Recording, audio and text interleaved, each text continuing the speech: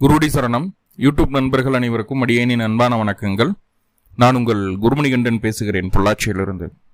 திருக்கணித பஞ்சாங்கத்தின்படி வரக்கூடிய வைகாசி மாதம் மிதுன ராசி அன்பர்களுக்கு என்ன மாதிரியான பலன்கள் நடக்க இருக்கு அப்படிங்கிற விஷயத்தை இந்த பதிவில் பார்க்க போகிறோம். பாசிட்டிவ் நெகட்டிவ் ரெண்டுமே பார்த்துடலாம். நெகட்டிவ் ஏதாவது இருக்குது அப்படின்னா அதை எப்படி சரி செய்துக்கிறது, அதற்குண்டான வழிபாட்டு முறைகள் என்ன, அதை எப்படி செய்யணும் அப்படிங்கிற எல்லா விதமான விவரங்களையும் விரிவாக தெளிவாக டீட்டெயில்டாக அந்த பதிவில் நம்ம பார்த்துடலாம். முதல்ல இந்த மாத துவக்கத்தில் மிதுன ராசி அன்பர்களுக்கு என்ன கிரக நிலைகள் இருக்குது, மேலும் இந்த மாதத்தில் என்னென்ன கிரகங்கள் பயிற்சி ஆகுது, அந்த கிரக பயிற்சியால் ஏற்படக்கூடிய மாற்றங்கள் என்னென்ன அப்படிங்கிறதன் அடிப்படையில் தான் இந்த பதிவு செய்யப்படுது.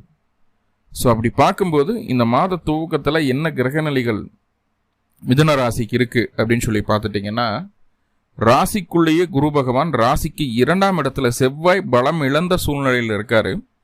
ராசிக்கு 4ஆம் இடத்துல கேது, ராசிக்கு 10ஆம் இடத்துல ராகு, சனி, சுக்கிரன் உச்சமாக இருக்கிறாரு. ராசிக்கு 11ஆம் இடத்துல புதன் பகவான், ராசிக்கு 12ஆம் இடத்துல சூரியன் அமர்ந்திருக்கக்கூடிய ஒரு சூழ்நிலை.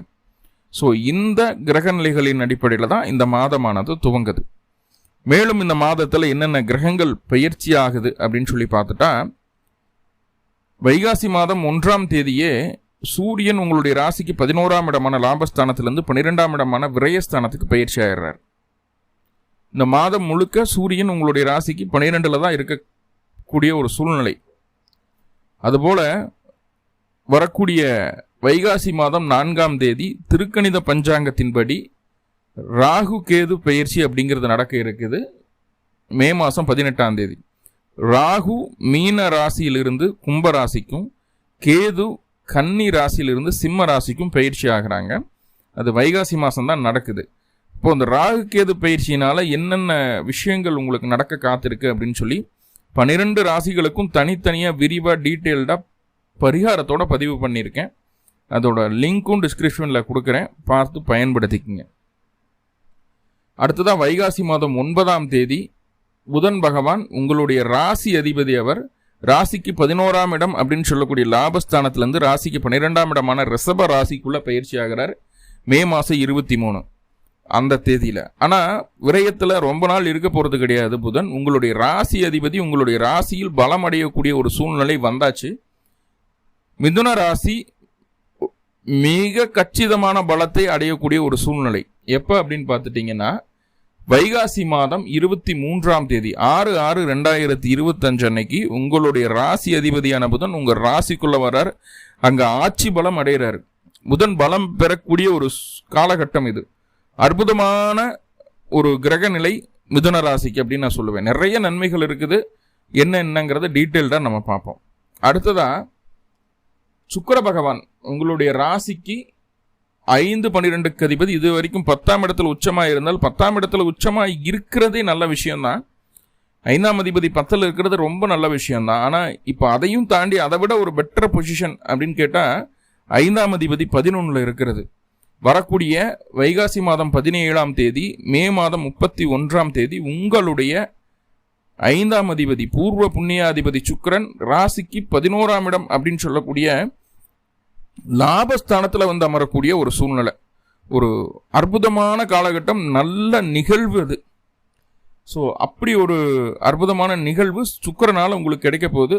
உங்களுடைய ராசி அதிபதியும் பலமடைகிறாரு, பஞ்சமாதிபதியும் பலமடையக்கூடிய ஒரு சூழ்நிலை. ரொம்ப நல்ல காலகட்டம் மிதுன ராசிக்கு இந்த மாத பகுதிக்கு பின்பு. அடுத்ததான் ரொம்ப ஆவலுடன் எதிர்பார்த்துருக்கக்கூடிய ஒரு பயிற்சி. ரொம்ப நாளாக அந்த செவ்வாய் 2ஆம் பாவத்தில், அதாவது ராசிக்கு 2ஆம் பாவத்தில் நீசமாக இருந்துட்டு இருந்தது. 11ஆம் அதிபதி 2ல் இருந்தால் அவர் பலம் இல்லாமல் இருக்கிறார் அப்படிங்கிற ஒரு சங்கடம் இருந்துட்டு இருந்தது.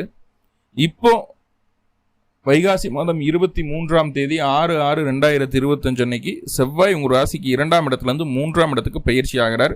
3ஆம் இடம் அப்படின்னு சொல்லக்கூடிய சிம்ம ராசியில் அந்த செவ்வாய் தன்னுடைய நட்பு வீட்டில் இருக்கிறது அப்படிங்கிறது வந்து ஒரு நல்ல விஷயம் அப்படின்னு தான் சொல்லுவேன். 6ஆம் அதிபதி 3ல் இருக்கிறதுனால பயப்பட வேண்டாம். லாபாதிபதி 3ல் இருக்கிறார் அப்படிங்கிறது மிகப்பெரிய ராஜயோகம் அப்படின்னு தான் சொல்லுவேன். உபஜயஸ்தானம் அப்படின்னு சொல்லக்கூடிய அந்த ஸ்தான அதிபதிகளெல்லாம் வந்து இந்த 3ஆம் இடத்துல இருந்தால் நல்ல விஷயம் தான். 11ஆம் அதிபதி 3ல் இருக்கிறது ரொம்ப ரொம்ப நல்ல விஷயம். ஸோ இதுதான் இந்த மாத துவக்கத்தில் இருக்கக்கூடிய கிரக நிலைகளும் இந்த மாதத்தில் நடக்கக்கூடிய கிரக பயிற்சிகளும். நீங்கள் பார்த்துட்டு இருக்கிறது ஸ்ரீ பாலா அஸ்ட்ரோ டிவி. நான் பேசுகிறது குருமணிகண்டன். என்னுடைய மொபைல் நம்பர் 7339123436. நோட் பண்ணிக்கோங்க. ஏன்னா நம்மளுடைய ஆடியோ மற்ற சேனல்கள் எல்லாம் பயன்படுத்தப்பட்டு வருது. அதனால தான் இடைச்சொருகளாக அதை சொல்கிறேன். இப்போ ஒவ்வொரு கிரகமாக நம்ம பார்ப்போம். அந்த கிரகங்களினுடைய தசாபுத்தி அந்தரம் உங்களுடைய சுய ஜாதகத்தில் நடந்ததுன்னு நான் சொல்லக்கூடியது 100% நடக்கும். அப்படி தசாபுத்தி நடக்காத பட்சத்திலையும் அந்த பலனானது நடக்கும். ஆனால் வாழ்வையில் பெரிய மாற்றங்களை ஏற்படுத்தாது அப்படிங்கிறத புரிஞ்சுக்க வேண்டியது இருக்கும். ஓகே, சூரியன் என்ன செய்ய காத்திருக்கார்? மூன்றாம் அதிபதி தைரிய வீரிய ஸ்தானாதிபதி சூரியன், சகோதரத்தை சொல்லக்கூடியது. ஸோ இப்படிப்பட்ட சூரியன் ராசிக்கு 12ஆம் இடத்துல மறைவு. இந்த மாதம் முழுக்க அந்த சூரியன் மறைஞ்சுதான் இருக்க போறார். ஸோ இது நல்லதை செய்யுமா அப்படின்னு கேட்டால் என்னென்ன நன்மைகள் அப்படிங்கிறத முதல்ல என்னென்ன நன்மைகள் அப்படிங்கிறத பார்த்துடலாம். பாருங்க, பாகப்பிரிவினை, பத்திரப்பதிவு, டாக்குமெண்டேஷனில் பிரச்சனை இருக்கிறது. ஒரு பேங்க் காரியமாக ரொம்ப நாளாக அலைஞ்சிட்டு இருந்தது, சரியாகாமல் இருக்கிறது.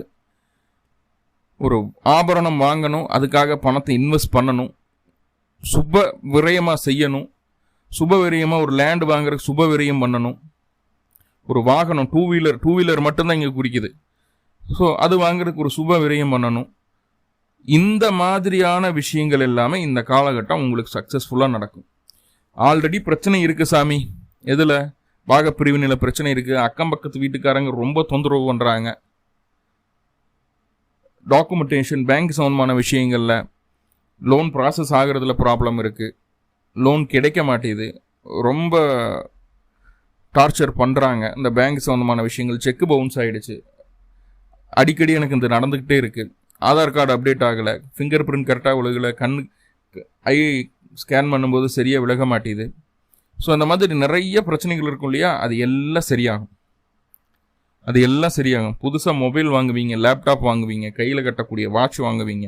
பெண்களாக இருந்தால் கையில் வளையல், காப்பு, காதில் போடக்கூடிய அணிகலன்கள், காதில் போடுறது வரும், மூக்குத்தி வரும், கழுத்தில் வராது.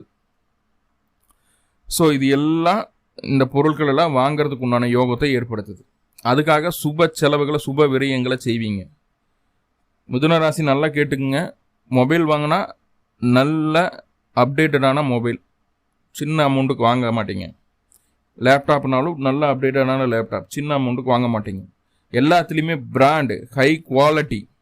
ஸோ அதுக்கு ப்ரிஃபரன்ஸ் கொடுப்பீங்க, அந்த மாதிரி தான் வாங்குவீங்க. கொஞ்சம் எக்ஸ்பென்ஸ் அதிகம்தான், ஆனால் அதை லைஃப் லாங் யூஸ் பண்ணுறதுக்கு உண்டான வழி இருக்குது. நல்ல பொருளாக தான் வாங்க போகிறீங்க அப்படிங்கிறத தெளிவாக புரிஞ்சுக்கோங்க. சூரியன் 12 இருக்கிறதுனால இன்னும் சில விஷயங்கள் என்னென்னா, வாகனம் டூ வீலர் இருக்கு இல்லையா, வாங்குறதுக்கு வாய்ப்பு உண்டு. நீங்கள் கேட்ட நம்பர் கிடைக்கும், ஆர்டிஓவில் ரிஜிஸ்ட்ரேஷன் பண்ணால் கேட்ட நம்பர் கிடைக்கும், இதெல்லாம் ஓகே.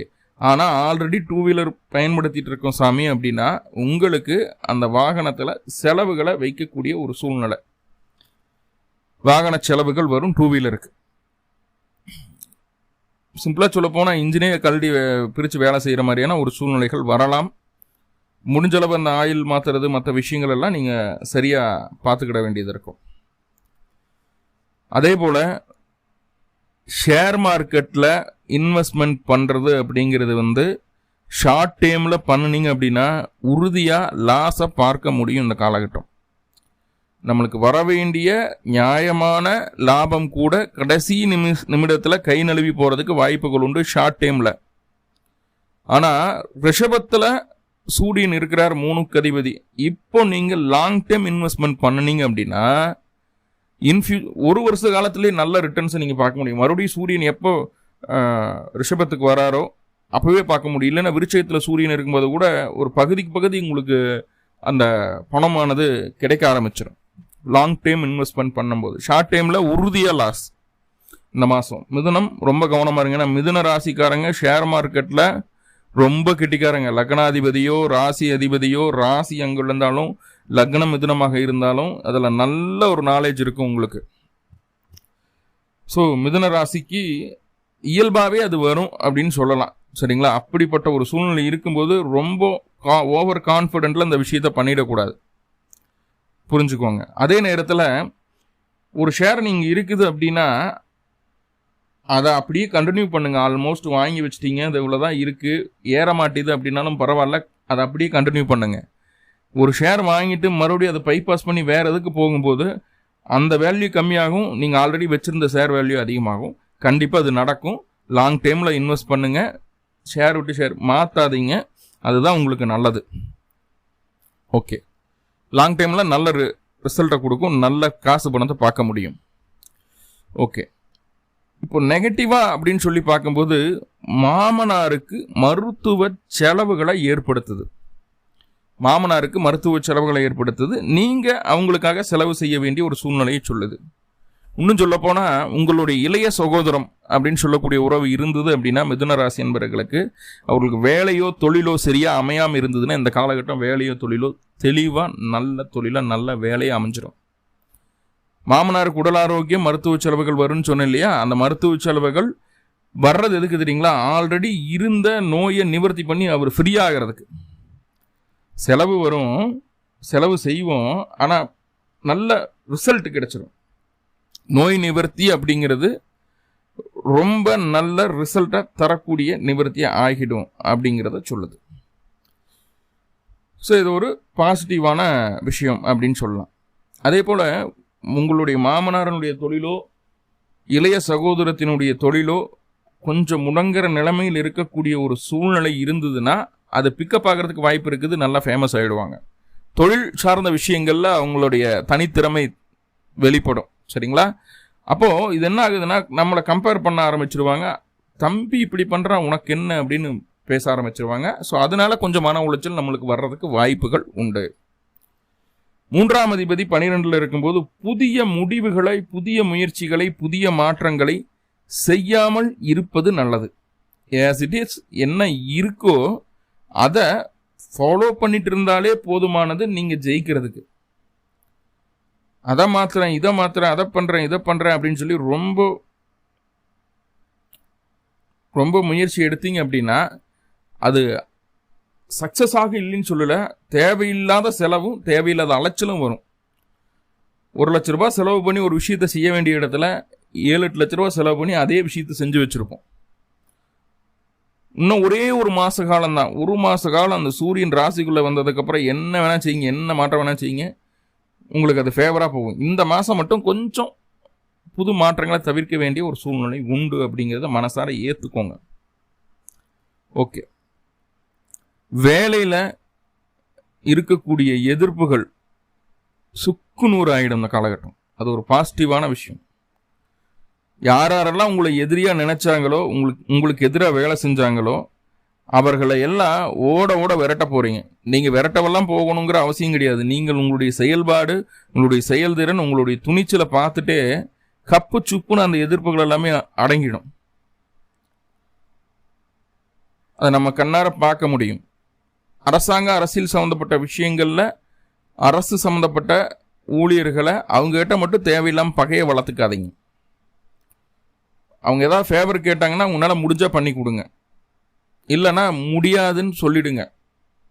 அலைய விடுறதோ ஏமாத்துறதோ இந்த வேலையாகாது. பின்னாடி பெரிய ரிவெஞ்ச் அவங்களால உங்களுக்கு காத்துட்ருக்கு அப்படிங்கிறத புரிஞ்சுக்கோங்க. மற்றபடி எதிரிகள் எல்லாம் அழிவார்கள். வேலையில் உங்களுக்கு தனித்துவம் தென்படும். வேலை சார்ந்த விஷயங்களில் பயணங்கள், அலைச்சல்கள், வேலைப்பளு வந்து சேரக்கூடிய ஒரு சூழ்நிலையை சொல்லுது. இருந்தாலும் அனைத்தையும் சமாளிக்கக்கூடிய தன்மை உங்கள்கிட்ட இருக்குது. அதை பற்றி கவலையே வேண்டாம், ரொம்ப ஃப்ரீயாக இருக்கலாம் நீங்கள் இந்த காலகட்டம். அதே போல் உங்களுக்கு அந்த அடிவயிறு சம்மந்தமாக சூடு பிடிச்சிருச்சுன்னு சொல்லுவாங்க இல்லையா, நம்ம ஊர் பக்கம் அப்படி தான் சொல்லுவாங்க. சூடு பிடிச்சிருச்சப்பா, யூரின் வர மாட்டேது, மோஷன் வர மாட்டேது, அப்படி இப்படின்னு. யூரினே வராது சூடு பிடிச்சிருச்சு அப்படின்னா. அப்போ என்ன சொல்லுவாங்கன்னா தொப்புளுக்கு எண்ணெய் வைப்பாங்க. சரிங்களா? அது என்ன ஆகுதுன்னா உங்களுடைய அந்த உணவு பாதை இருக்கு இல்லையா, வயிறுன்னு சொல்லுவோம்.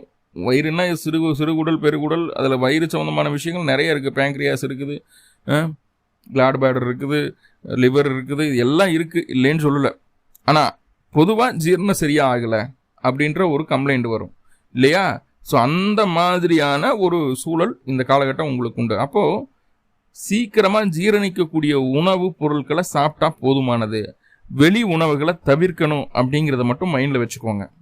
வெளி உணவுகளை தவிக்கணும் அப்படிங்கிறத மட்டும் வச்சுக்கோங்க. முக்கியமாக இந்த ஜங்க் ஃபுட் சாப்பிடாதீங்க.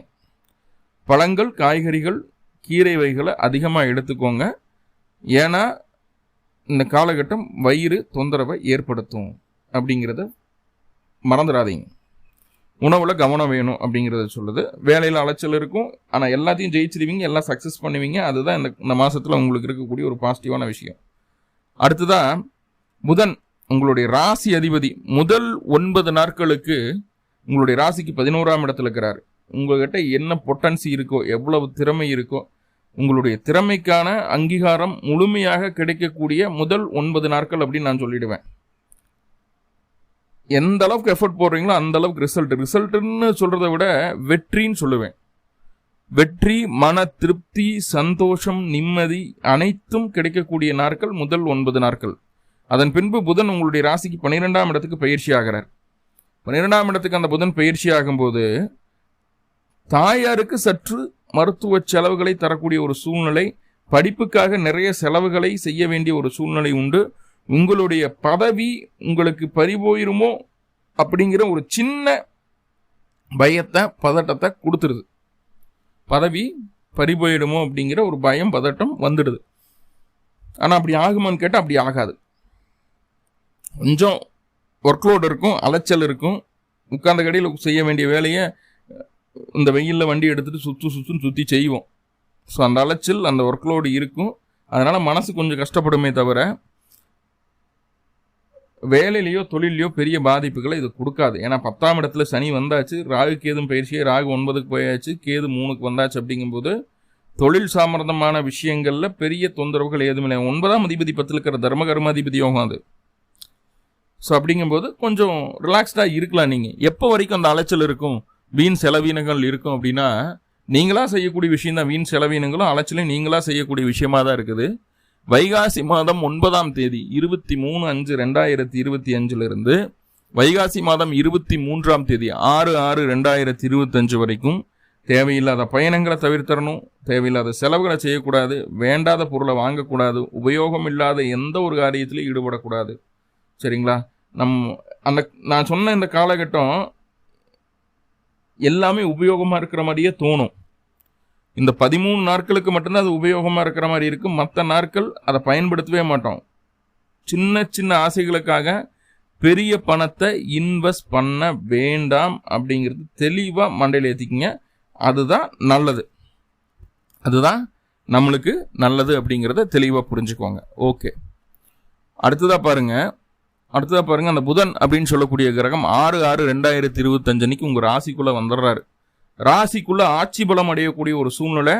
புதன் உங்க ராசிக்குள்ள இருக்கிறார் அப்படிங்கும்போதே பாருங்க, தாயாரினுடைய அரவணைப்பு முழுமையா கிடைக்க போது. இது நாள் வரைக்கும் வெளியில குடும்பத்தை விட்டு பிரிஞ்சவங்க எல்லாம் குடும்பத்தோட வந்து சேர போறீங்க. குடும்பத்துக்குள்ள இருக்கக்கூடிய பிரச்சனைகள், சங்கடங்கள், சலிப்புகள் எல்லாமே தீரப்போது. ஆல்ரெடி உங்க வாழ்க்கை துணை உங்களை தேடி வந்தாச்சு அப்படிங்கிற ஒரு சூழ்நிலை இருந்தாலும் இல்லை, இனிமேல் வரக்கூடிய ஒரு அமைப்புகளையும் காட்டுது. இப்போ முன்னாடி அதை ஏத்துக்காம இருந்தீங்க, இப்போ ஓகே நம்ம ஏற்றுக்கலாம், நம்ம ஸ்டாண்டில் நம்ம நிற்போம், நம்ம தப்பு பண்ணால் தப்புன்னு ஒத்துக்கிடலாம், சரியாக இருக்கிறோம்னா சரின்னு சொல்லிடலாம், நம்ம ஸ்டாண்டில் நம்ம நிற்போம், அவங்க நம்மளை தேடி வரட்டும் அப்படின்ற ஒரு முடிவுக்கு வருவீங்க, ஒரு தெளிவான முடிவுக்கு வருவீங்க. வைகாசி மாதம் 23ஆம் தேதிக்கு மேலே உங்களுடைய ராசி அதிபதி பலம் அடைகிறாரு. எல்லாமே உங்களுக்கு சாதகமாக இருக்கும். உறவுகள் உங்களுக்கு சாதகமாக இருக்கும், தாயார் உங்களுக்கு சாதகமாக இருப்பார். இந்த வைகாசி 23க்கு மேலே வீடு, நிலம், சொத்து, சுகம் வாங்கணும், பிடிக்கணும் அப்படின்ற முயற்சிகள் ஏதாவது எடுத்தீங்கன்னா இந்த காலகட்டம் அது உங்களுக்கு சக்ஸஸ்ஃபுல்லாக நடக்கிறதுக்கு வாய்ப்புகள் உண்டு. ஆனால் வைகாசி 23க்கு முன்னாடி நல்லா புரிஞ்சுக்கோங்க, வீடை விற்கணும், நிலத்தை விற்கணும், வாகனம்னா 4 வீலர் வாகனத்தை விற்கணும், பிடிக்கணுன்ற ஒரு முயற்சிகள் இருந்தது. அது இது நாள் வரைக்கும் நடக்கவே இல்லை, விற்க மாட்டேது, நிலம் போக மாட்டேது, ஒருத்தர் கூட வந்து பார்க்க மாட்டுறாங்க, புரோக்கர்ஸ் தான் வந்துட்டு போயிட்டு இருக்காங்க. இந்த மாதிரியான ஒரு அமைப்புகளெல்லாம் தாண்டி இந்த காலகட்டம் உங்களுக்கு அந்த நிலம் விற்கணும்னு நினைச்ச பொருள் உங்களை விட்டு போகும். சொத்து, நிலம், வாகனம், இதெல்லாமே வீடு, இதெல்லாமே உங்களை விட்டு வெளியில் போகிறதுக்கு வாய்ப்புகள் உண்டு. அதே நேரத்தில் உங்களுக்கு தரப்பட்ட பதவியில் கொஞ்சம் அலைச்சல்களையும் சந்திக்க வேண்டியது இருக்கும். ஆனால் அதெல்லாம் எப்போ சரியாகுது அப்படின்னா ஜூன் மாதம் 6ஆம் தேதி வைகாசி 23க்கு மேலே சரியாகுது அப்படிங்கிற விஷயத்த நம்ம ஸ்ட்ராங்காக சொல்லிடலாம். அடுத்ததாக பார்த்துட்டிங்கன்னா சுக்கிரன் 5ஆம் அதிபதி 10ல் இருக்கும்போதே உங்களுக்கு ஒரு ஃபேவரான ஒரு பிளேஸ்மெண்ட்டு தான் அது. எண்ணங்கள், ஆசைகள் எல்லாமே நிறைவேறுச்சு. எல்லாமே நிறைவேறிச்சு. அதுக்கான போராட்டங்கள் நிறைய மிதுனம். ஆனால் அத்தனையும் சமாளிக்கக்கூடிய தன்மையும் அதை செய்து காட்டி ஃபைனலாக ஜெயிக்கக்கூடிய ஒரு வைராகியமும் மிதுனத்துக்கிட்ட இருக்குது. அந்த வைராகியத்தையும் அந்த தன்னம்பிக்கையும் இந்த காலகட்டம் மற்ற ராசிக்காரங்க மிதுனத்துக்கிட்ட வந்து பார்த்துருப்பாங்க.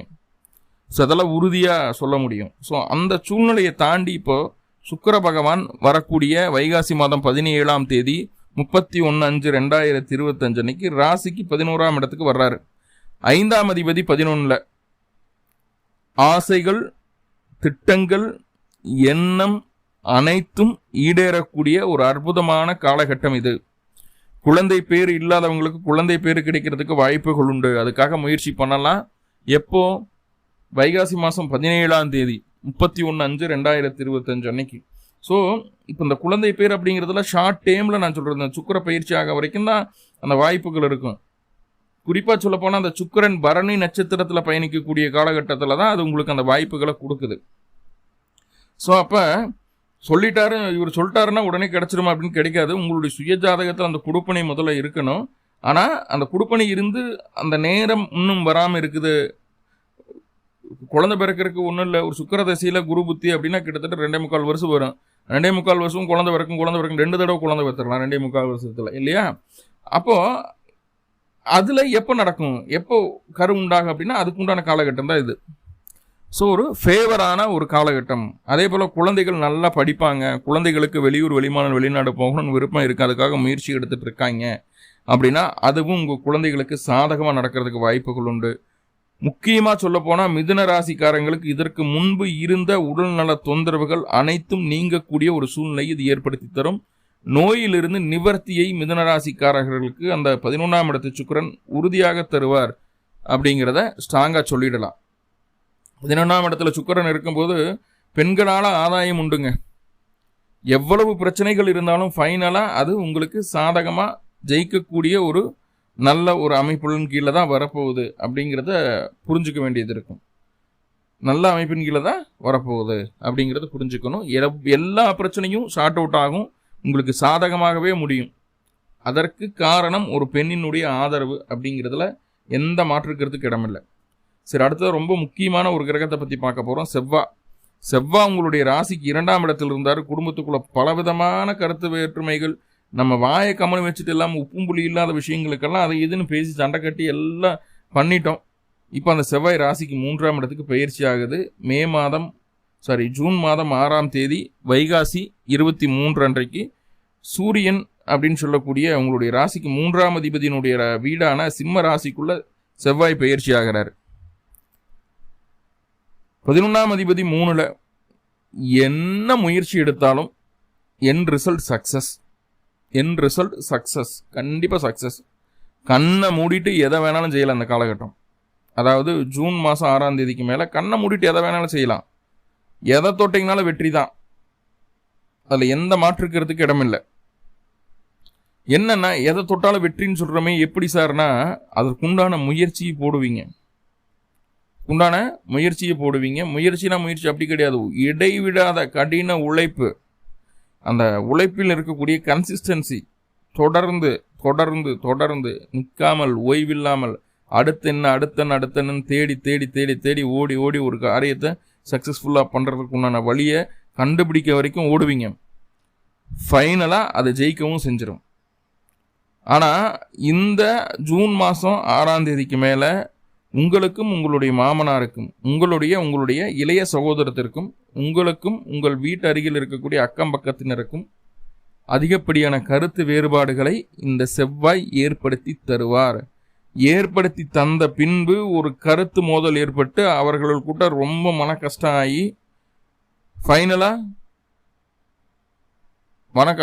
ஃபைனலாக ஓகே அப்படின்னு சொல்லி காம்ப்ரமைஸ் ஆகி முன்னாடி இருந்த உறவை காட்டிலும் அந்த உறவு இன்னும் நெருக்கமாகிறத நம்ம பார்க்க முடியும். சண்டை சச்சரவுகள் இருந்தாலும் ஃபைனலாக ஒன்று சேர்ந்துடுறோம், நல்ல நெருக்கத்தை கொடுத்துருது, நல்ல புரிதலை கொடுத்துருது அப்படிங்கிறது சொல்லுது. வாழ்க்கை துணையை பற்றி பேசும்போது துணை உங்களை தேடி வந்தாச்சு, அந்த மனம் அந்த எண்ணம் உங்கள் வாழ்க்கை துணைக்கு வந்தாச்சு. ஸோ அதை நீங்கள் சரியாக புரிஞ்சுக்கிட்டிங்கன்னா போதுமானது.